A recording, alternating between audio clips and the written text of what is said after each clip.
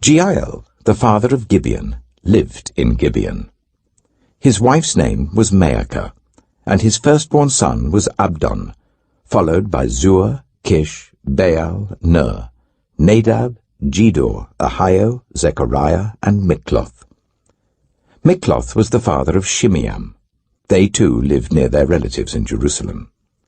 Ner was the father of Kish, Kish the father of Saul, and Saul the father of Jonathan, Malchishua, Abinadab, and Eshbaal. The son of Jonathan, Merib-Baal, who was the father of Micah.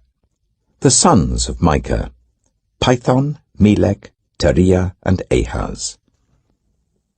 Ahaz was the father of Jada. Jada was the father of Alameth, Azmaveth, and Zimri was the father of Moza.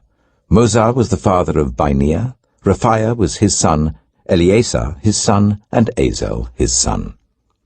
Azel had 6 sons, and these were their names: Azrikam, Bokeru, Ishmael, Sheariah, Obadiah, and Hanan. These were the sons of Azel. 1 Chronicles, chapter 10. Now the Philistines fought against Israel. The Israelites fled before them, and many fell dead on Mount Gilboa. The Philistines were in hot pursuit of Saul and his sons, and they killed his sons Jonathan, Abinadab, and Malchishua.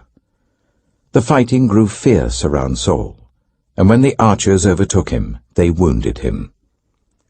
Saul said to his armor-bearer, "Draw your sword and run me through, or these uncircumcised fellows will come and abuse me." But his armor-bearer was terrified and would not do it. So Saul took his own sword and fell on it. When the armor-bearer saw that Saul was dead, he too fell on his sword and died.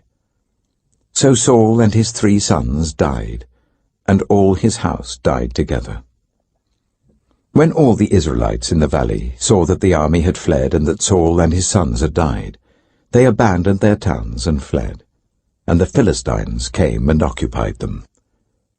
The next day, when the Philistines came to strip the dead, they found Saul and his sons fallen on Mount Gilboa. They stripped him, and took his head and his armor, and sent messengers throughout the land of the Philistines to proclaim the news among their idols and their people. They put his armor in the temple of their gods, and hung up his head in the temple of Dagon. When all the inhabitants of Jabesh-Gilead heard what the Philistines had done to Saul, all their valiant men went and took the bodies of Saul and his sons, and brought them to Jabesh. Then they buried their bones under the great tree in Jabesh, and they fasted 7 days. Saul died because he was unfaithful to the Lord. He did not keep the word of the Lord, and even consulted a medium for guidance, and did not inquire of the Lord. So the Lord put him to death, and turned the kingdom over to David, son of Jesse. 1 Chronicles chapter 11. All Israel came together to David at Hebron and said, "We are your own flesh and blood. In the past, even while Saul was king, you were the one who led Israel on their military campaigns. And the Lord your God said to you, 'You will shepherd my people Israel, and you will become their ruler.'" When all the elders of Israel had come to King David at Hebron, he made a covenant with them at Hebron before the Lord, and they anointed David king over Israel, as the Lord had promised through Samuel. David and all the Israelites marched to Jerusalem, that is, Jebus. The Jebusites who lived there said to David, "You will not get in here." Nevertheless, David captured the fortress of Zion, which is the city of David. David had said, "Whoever leads the attack on the Jebusites will become commander-in-chief." Joab, son of Zeruiah, went up first, and so he received the command. David then took up residence in the fortress, and so it was called the City of David. He built up the city around it, from the terraces to the surrounding wall, while Joab restored the rest of the city. And David became more and more powerful, because the Lord Almighty was with him. These were the chiefs of David's mighty warriors.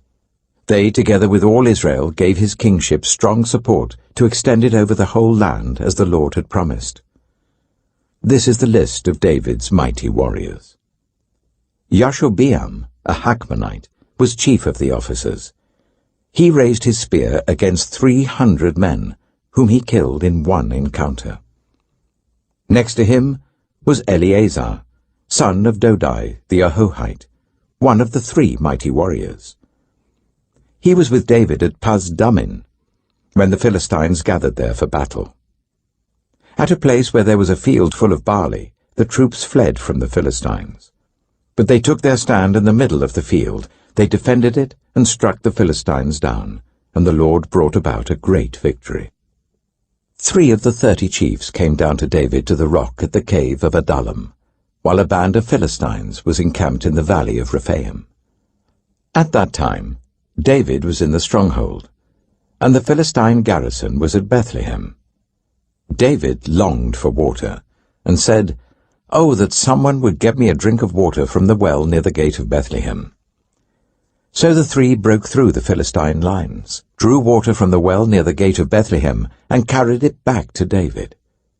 But he refused to drink it. Instead, he poured it out to the Lord. "God forbid that I should do this," he said. "Should I drink the blood of these men who went at the risk of their lives?" Because they risked their lives to bring it back, David would not drink it.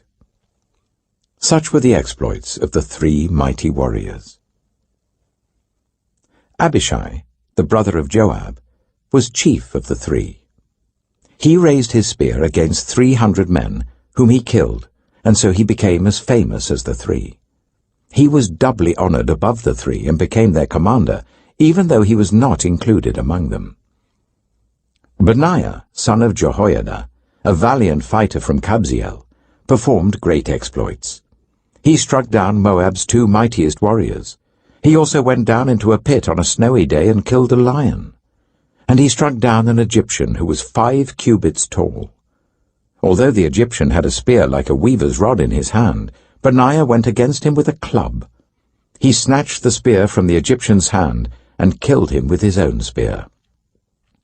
Such were the exploits of Benaiah son of Jehoiada. He too was as famous as the 3 mighty warriors.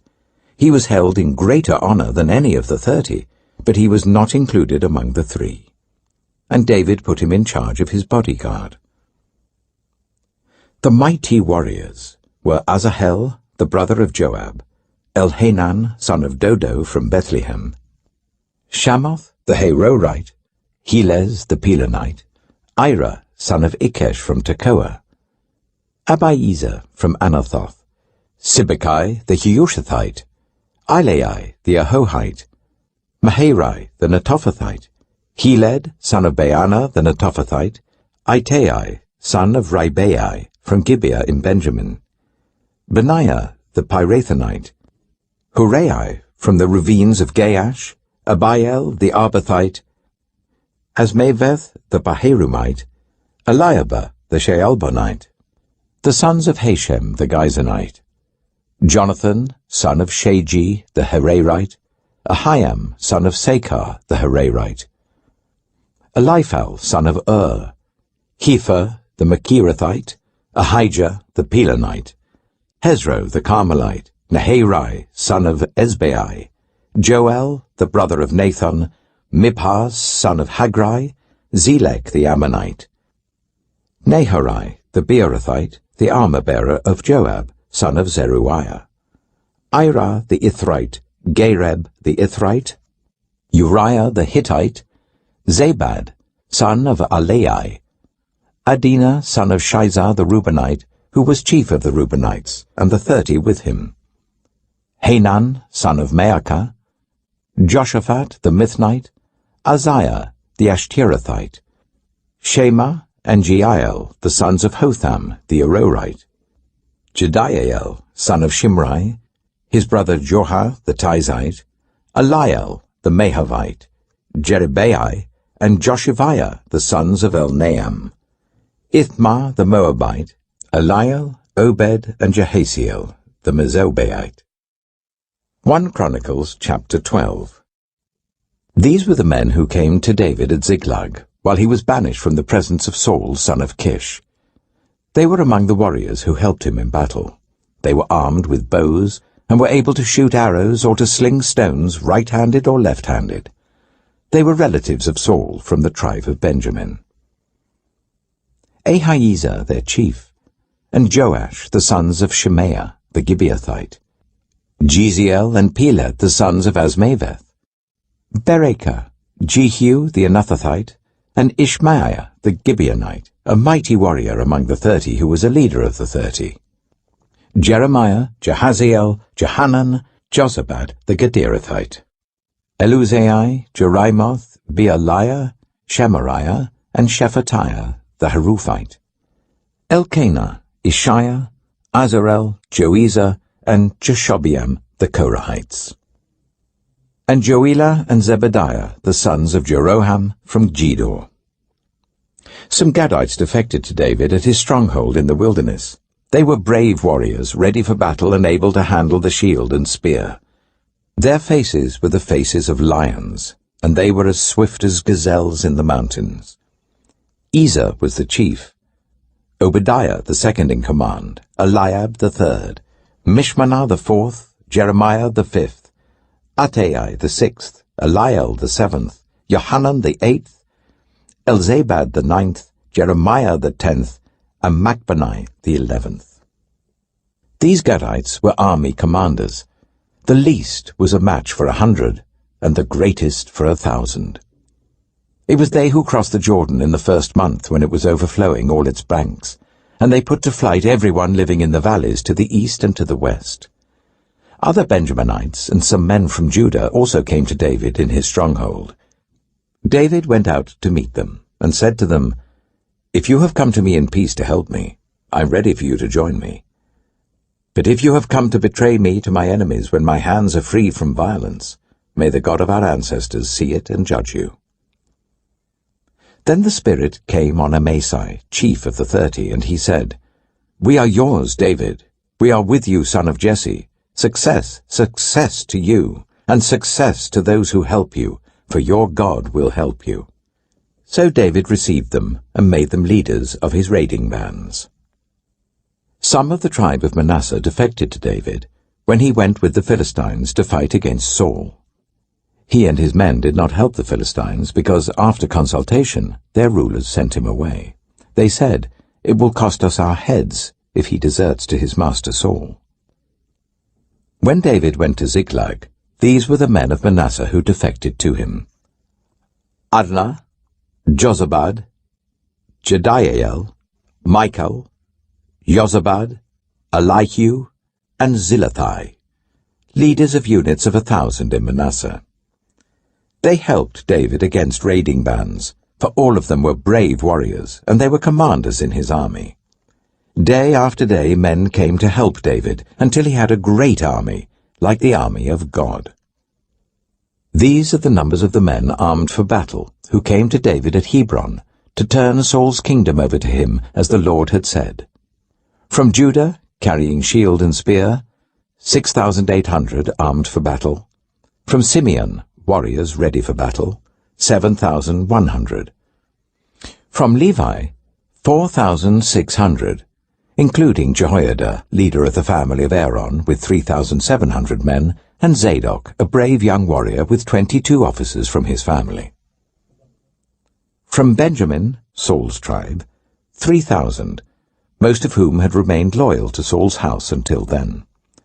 From Ephraim, brave warriors famous in their own clans, 20,800. From half the tribe of Manasseh, designated by name to come and make David king, 18,000. From Issachar, men who understood the times and knew what Israel should do, 200 chiefs with all their relatives under their command. From Zebulun, experienced soldiers prepared for battle with every type of weapon to help David with undivided loyalty, 50,000. From Naphtali, 1,000 officers together with 37,000 men carrying shields and spears. From Dan, ready for battle, 28,600. From Asher, experienced soldiers prepared for battle, 40,000. And from east of the Jordan, from Reuben, Gad, and the half-tribe of Manasseh, armed with every type of weapon, 120,000. All these were fighting men who volunteered to serve in the ranks. They came to Hebron fully determined to make David king over all Israel. All the rest of the Israelites were also of one mind to make David king. The men spent 3 days there with David, eating and drinking, for their families had supplied provisions for them. Also their neighbors, from as far away as Issachar, Zebulun, and Naphtali, came bringing food on donkeys, camels, mules, and oxen. There were plentiful supplies of flour, fig cakes, raisin cakes, wine, olive oil, cattle, and sheep, for there was joy in Israel. Then some of the Pharisees and teachers of the law said to him, "Teacher, we want to see a sign from you." He answered, "A wicked and adulterous generation asks for a sign. But none will be given it, except the sign of the prophet Jonah. For as Jonah was 3 days and 3 nights in the belly of a huge fish, so the Son of Man will be 3 days and 3 nights in the heart of the earth. The men of Nineveh will stand up at the judgment with this generation and condemn it, for they repented at the preaching of Jonah, and now something greater than Jonah is here. The queen of the south will rise at the judgment with this generation and condemn it, for she came from the ends of the earth to listen to Solomon's wisdom, and now something greater than Solomon is here. When an impure spirit comes out of a person, it goes through arid places seeking rest and does not find it. Then it says, 'I will return to the house I left.' When it arrives, it finds the house unoccupied, swept clean, and put in order. Then it goes and takes with it 7 other spirits more wicked than itself, and they go in and live there. And the final condition of that person is worse than the first. That is how it will be with this wicked generation."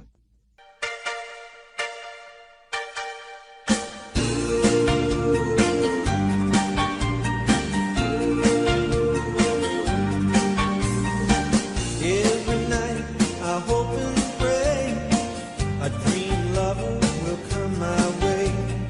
A girl to hold in my arms and know the magic of her charms. 'Cause I want a girl